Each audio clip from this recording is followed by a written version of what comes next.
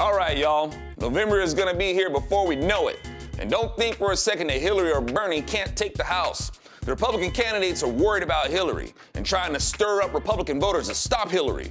Hillary is not who y'all need to worry about. Showing that Hillary doesn't deserve to be president is easy for y'all, I reckon. But what she deserves or not isn't what you're up against. It's what the collectivist voter feels entitled to. Hillary appeals to what people feel entitled to, not what's earned or deserved. That's how Obama was able to win. While Republicans thought they could defeat him in the debates, they totally failed on breaking the spell of what the collectivist voter feels entitled to versus what's earned. You ready for a repeat? I think with that propaganda.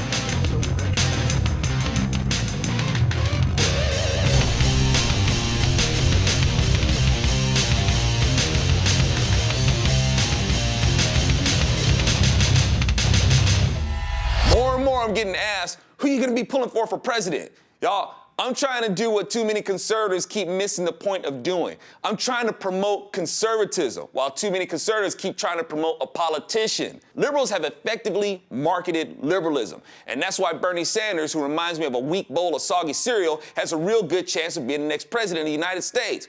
Why? Because liberalism is effectively marketed. Conservatives haven't done that. Not enough of y'all demand it or don't supply it. You keep waiting for politicians to do it. But I understand a big part of why.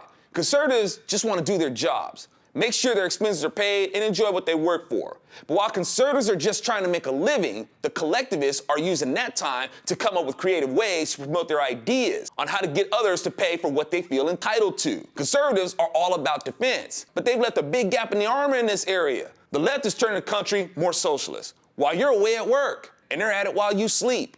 But y'all, while you're at work and while you're asleep, we have a military that guards our republic and police that guards us locally. Hopefully conservatives will come to understand and support those who work and guard you culturally. Conservatives are totally vulnerable there. Liberals have slandered and turned public opinion against you through news and entertainment media. But generally, conservatives don't support the counter to that. Instead, they rally and throw money at the very people they don't trust. Politicians. My sledgers know what's up though. But for those who are often asking me what candidate am I for, well, the person I'd have in mind is someone who doesn't beat around the burning bush when it comes to faith in God, someone who's solidly pro-life, not selective about when a kid is a human being or not, someone who understands that freedom doesn't just mean the freedom to redefine things to suit your view and forcing others to forfeit their faith rights for what you want to redefine, like marriage.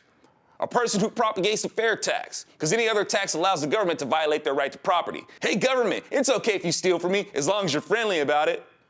And I like the fair tax because it squares with the original tax model. I dig a person who practices gun control by using gun control laws for target practice at the shooting range. I like for a person who understands that compassion is shown by protecting the people in your house, not risking their lives by force to try to accommodate people who follow a doctrine that says to kill us. Let me in your country, but your doctrine says for you to kill us. Racist? I'm talking about your doctrine, not your ethnicity. Book racist? I don't even know what that means. Anyway, I'd appreciate a representative who wouldn't accommodate illegal immigrants at the forced expense of Americans, because that's not compassion.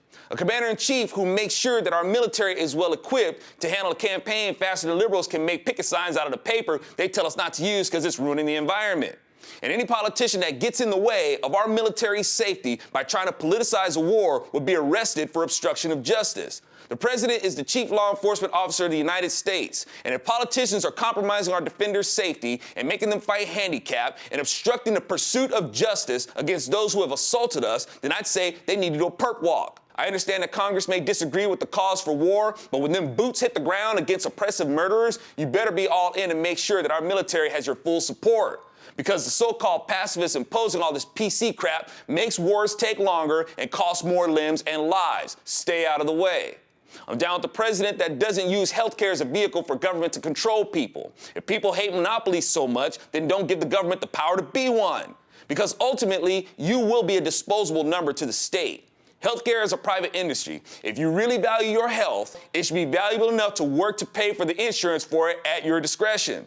I could dig a president that knows education does better when the federal government isn't micromanaging it. It's not supposed to, and it's spread way too thin, trying to do a bunch of things outside of constitutional scope, which is yielding disappointing results. And if you really value education, then you ought to see it as valuable enough to pay for, instead of expecting it for free. Don't you think it's strange that we got so many college graduates, yet so much unemployment? How can you go to college under the expectation of entitlements while fooling yourself and expecting to graduate with the plan to work for a living? If you feel entitled to an education, you think that's gonna stop there? What's the point of working when you're entitled to whatever? There's people feeling entitled to an education, then feeling entitled to housing, food, transportation, healthcare, birth control, etc. The jobs are getting more and more scarce to pay for all the things folks feel entitled to. Oh, and by the way, another factor in that tuition you don't want to pay for is those college professors who you want to let molest your brain. Anyway, a president that propagates fracking and drilling to help recover the economy and explore new methods of energy that even the lower income consumer can more comfortably afford and take more weight off of them to climb into a higher income bracket and achieve their dreams. Take a sledgehammer and go buck wild on these bureaucracies. Basically, a president who doesn't support policy that forces someone else to forfeit their rights or dump expenses on someone else to pay for by force. I'm Alfonso Rachel with ZoNation, and you don't have to ask me who I support for president. Find the one who matches what I just told you, or mostly matches it, and there you go. That's my candidate. My sledgers know what's up, though.